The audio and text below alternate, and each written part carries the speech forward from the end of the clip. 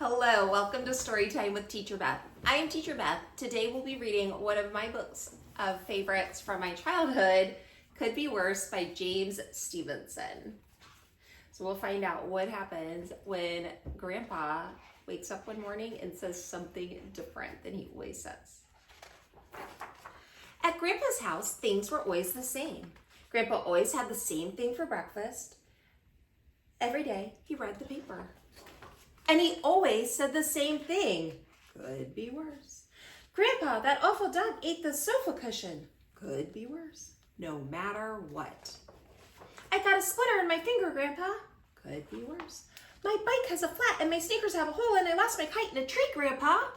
Could be worse. One day, Marianne said, "How come Grandpa never says anything interesting?" "I guess it's because nothing interesting ever happens to him," said Louie. Next morning at breakfast, Grandpa said something different. He said, "Guess what? Last night when I was asleep, a large bird pulled me out of bed and took me for a long ride and dropped me in the mountains. I heard a noise. It was an abominable snowman with a huge snowball which he threw at me. Rumble, rumble. I got stuck inside the snowball which rolled down the mountain. It finally landed on the desert and began to melt. I walked across the desert. Suddenly, I heard footsteps coming nearer and nearer. A moment later, I got squished by a giant something or other. Before I could get up, I heard a strange noise. It was a great blob of marmalade coming toward me. Squish, squish, squish. It chased me across the desert until I crashed into something tall. It was sort of like an ostrich and very cross. It gave me a big kick. I went up into some storm clouds, almost got hit by lightning, fell out of the clouds, and landed in the ocean. I sunk down about a mile to the bottom. I saw an enormous goldfish coming at me. I swam away as fast as I could and hid under a cup that had air in it.